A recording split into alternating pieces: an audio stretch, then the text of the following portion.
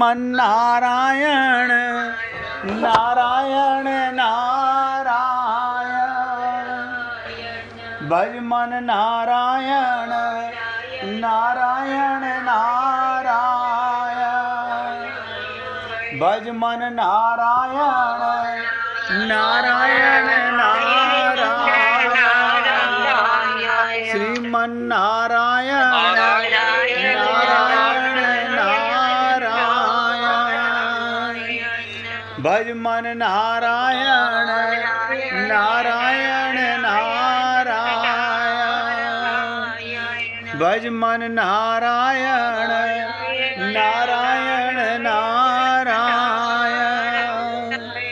श्रीमन नारायण नारायण नारायण श्रीमन नारायण नारायण नारायण भज मन नारायण नारायण नारायण भज मन नारायण नारायण नारायण। सभी पुण्य आत्मा पूरी एकाग्रता के साथ सोचिएगा, अगर इस जन्म में भी मनुष्य शरीर में आके सत्संग सुनकर के भी अगर कुसंग नहीं मिटा, चेतना नहीं जागी, मन की मलिनता नहीं मिटी, तो ये क्या होगा? हमारे पैरों पर हम खुद कुल्हाड़ी मार रहे हैं, अपना बंटा धार कर रहे हैं। मुझे कोई आपके मंदिर जाने से ऐतराज़ नहीं है, आपके पूजा पाठ करने से ऐतराज़ नहीं है, लेकिन धोखे से ऐतराज़ है। जिसे आप पूजा समझते हो, मंदिर में जाओ ना, भगवान के करीब जाओ ना, ऐसे जाओ कि शरीर का पता ना रहे। परिवार को मिटा करके जाओ, शरीर को मिटा के जाओ, आत्मा से जाओ परमात्मा के पास। किसने मना किया? लेकिन वो हम करते नहीं। क्यों?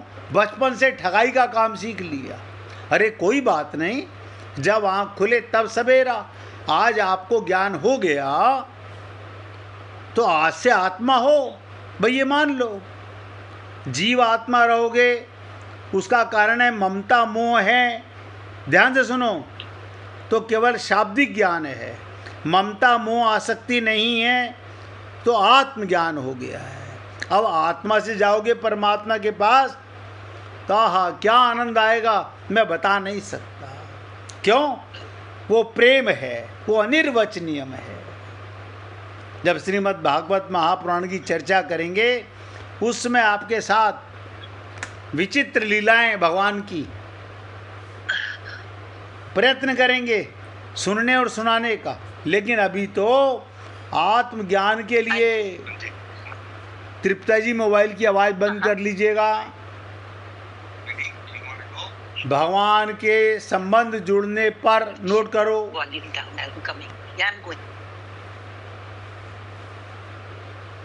एक एक शब्द ध्यान देना।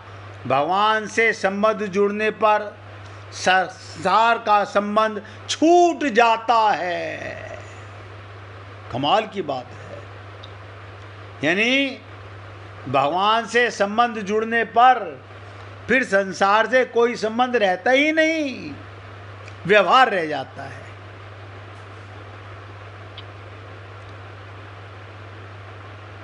व्यवहार रह जाता है, केवल व्यवहार।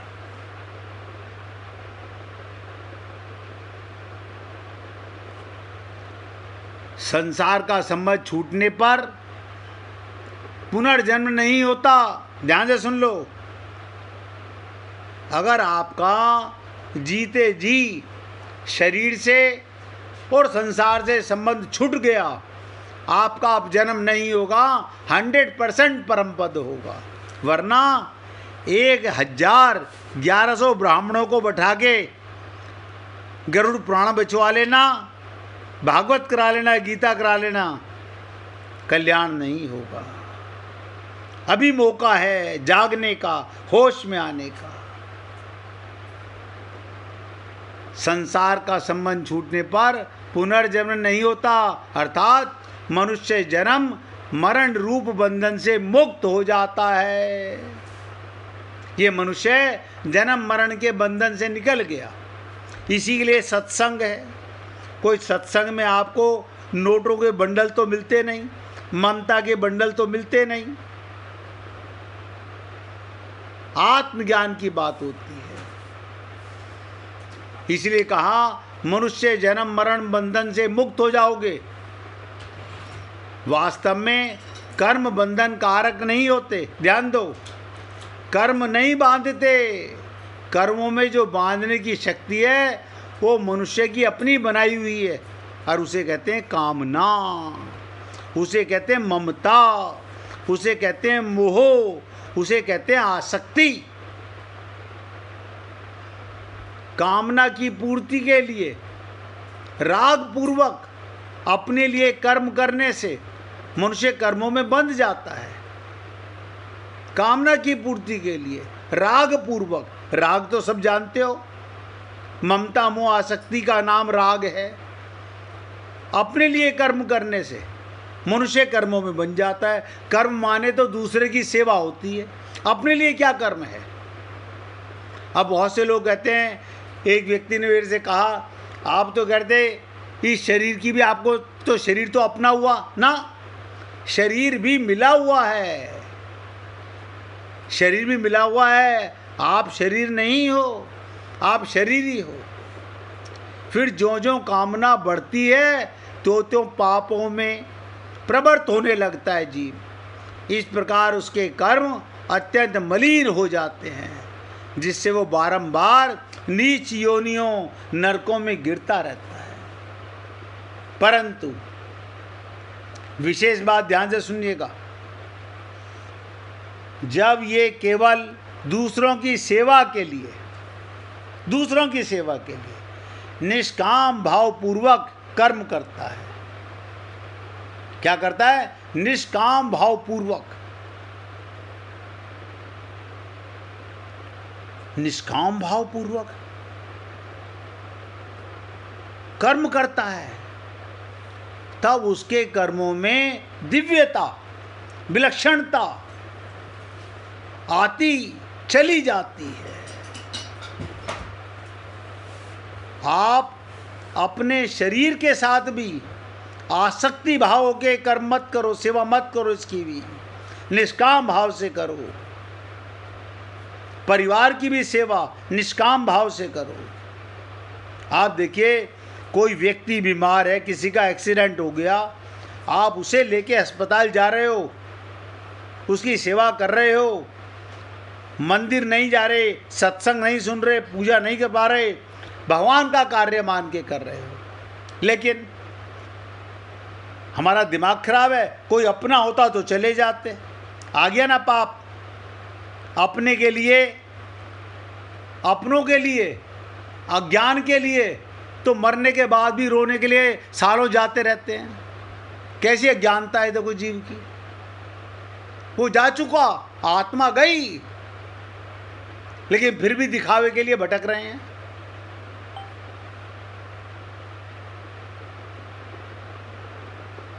इसलिए आपसे निवेदन कर रहा हूं, कर्म माने सेवा, निष्काम भावपूर्वक कर्म करता है, तब उसके कर्मों में दिव्यता, विलक्षणता आती चली जाती है। इस प्रकार कामना का सर्वदा नाश होने पर उसके कर्म योग दिव्य हो जाते हैं। बस सकामता खत्म, आपके ही कर्म दिव्य हो गए, कर्म योग हो गया, फिर कुछ नहीं करना, इसी से भगवत प्राप्ति हो गई। क्यों? जब दिव्य कर्म होंगे, भगवान के निमित्त होंगे, तो भगवान की डायरी में आपके पुण्य लिखे जाएंगे, आपके उपवास नहीं लिखे जाएंगे, आपका दान नहीं लिखा जाएगा। इस प्रकार कामना का सर्वदा नाश होने पर सबके कर्म दिव्य हो जाते हैं, अर्थात बंधन कारक नहीं होते। अभी बंधन कारक हैं, फिर उनके पुनर्जन्म प्रश्न ही नहीं होता। किसी की ताकत नहीं के द्वारा आपको संसार में, क्योंकि जब आत्मज्ञान हो गया सीधा भगवान के लोक में गया। और जब तक ममता मोह आसक्ति, सकाम भाव, अपने पराये का भेद, मेरा तेरे का भेद ये रहा तो बुरा मत मानिएगा, हम अपने आप को खुली आंखों से जहर का प्याला पिला रहे हैं। अमृत नहीं पिला रहे, जहर पिला रहे हैं। अपना कल्याण नहीं कर रहे, बंटाधार करने का काम हम खुद ही करते हैं। अब इसके आगे बहुत इंपॉर्टेंट चर्चा है। भगवान ने कहा मामेति सो अर्जुनः, इसकी चर्चा करूंगा, बहुत इंपॉर्टेंट है। एक छोटी सी लीला सुन लीजिए पहले भगवान की। बद्रीनाथ आजकल खूब वहाँ पर लोग जा रहे हैं। बद्रीनाथ के धार्मिक महत्व के विषय में हम सभी जानते हैं, ये भी जानते हैं कि बद्रीनाथ भगवान विष्णु का निवास स्थान है, किंतु बहुत कम लोगों को ये पता होगा बद्रीनाथ श्री हरि से पहले महादेव का निवास स्थान हुआ करता था। इस विषय में बहुत ही गंभीर और रोचक कथा बता रहा हूँ, पुराणों में मिलती है। इस स्थान पर सतयुग में बद्री बोलते हैं बेर को, बेर का वन था। बद्री जो बोलते हैं वो बेर को बोलते हैं।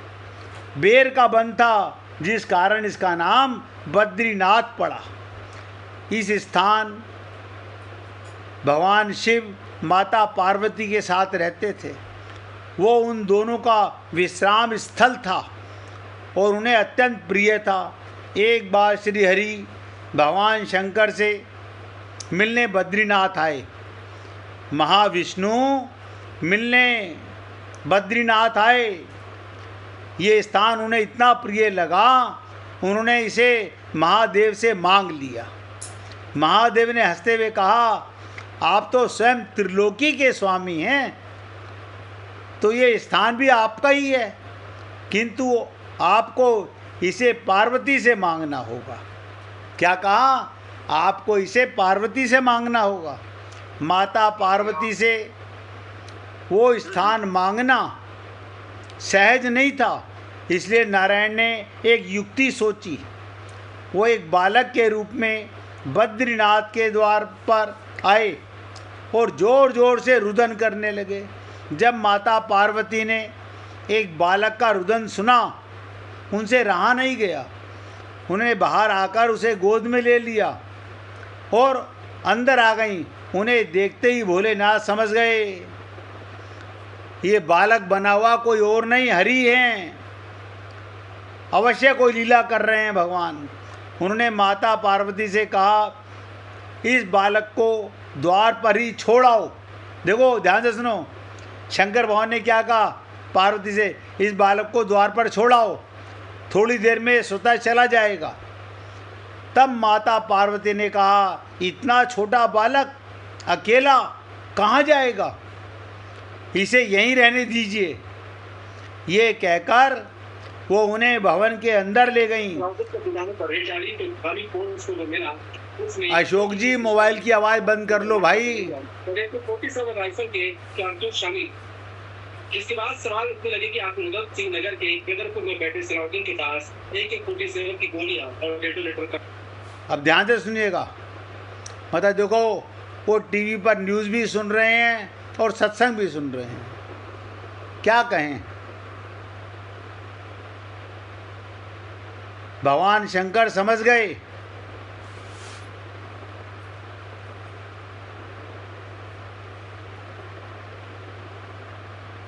बोले इनको यहीं रहने दिया जाए। ये कहकर वो उन्हें भवन के अंदर ले गईं। माता पार्वती सुलाने लगी। भगवान शंकर समझ गए अब बद्रीनाथ में रहने का उनका समय समाप्त हो गया। वैसे ही उन्होंने श्री हरि को वो स्थान पहले से ही दिया हुआ था। उधर माता की गोद में बालक रूपी भगवान विष्णु सो गए।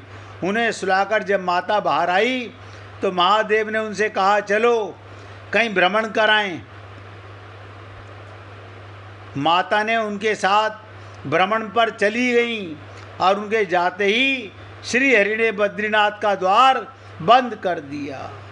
उधर जब बहुत देर हो गई तो माता पार्वती ने भोलेनाथ से वापस चलने को कहा। तब महादेव ने कहा, अब हमें वापस नहीं जाना चाहिए और किसी और स्थान में जाकर बसना चाहिए। किंतु माता को वो स्थान अत्यंत प्रिय था, इसी कारण वो बार बार वापस चलने की जिद करने लगी। अंततः भोलेनाथ और माता वापस बद्रीनाथ आ गए। वहाँ पहुंचकर माता ने क्या देखा, पार्वती ने द्वार तो बंद है। वो द्वार खटखटाने लगी और तब श्री हरि अंदर से कहा कि हे देवी, ये स्थान मुझे अत्यंत प्रिय प्रतीत हो रहा है, इसी कारण अब आप मुझे ही यहाँ रहने दीजिए। अब आप लोग कहीं अन्यत्र चले जाइए। माता ने सुनकर हैरानी। भोलेनाथ ने उन्हें हंसते हुए भगवान की लीला के बारे में बताया। ये सुनकर माता पार्वती श्री हरि लीला की समझ गई और उन्हें इस बात की प्रसन्नता हुई कि कुछ समय के लिए उन्हें बालक रूप में महाविष्णु का लाड़ करने का अवसर मिला। तब भोलेनाथ ने कहा, जब आप ही बताएं हम कहाँ जाएं। ये सुनकर श्री हरि ने कहा, यहाँ से 3 योजन दूर केदार नाम का स्थान पर जाकर बसने का सुझाव दिया। तब महादेव माता सहित केदारनाथ चले गए और वहाँ केदारनाथ ज्योतिर्लिंग के रूप में स्थापित हुए। उस दिन से श्री हरि बद्रीनाथ में और महादेव केदारनाथ में स्थित हो गए। ऐसी मान्यता है, जो कोई भी इनसे किसी एक भी तीर्थ में जाता है उन्हें श्री हरि और महादेव दोनों का आशीर्वाद प्राप्त होता है। मगर कब जाता है? जब उसे आत्मज्ञान हो जाता है। शरीर से जाता है तो नतीजा ठन गोपाल होता है। जो व्यक्ति इन तीर्थों में दर्शन करता है, पंडित लोग कहते हैं मोक्ष की प्राप्ति होती है। आत्मज्ञान होने के बाद आपके घर बैठे हुए मोक्ष हो जाता है। इसलिए पुण्य आत्माओं, भगवत प्राप्ति से ज़्यादा सरल कोई चीज़ नहीं है।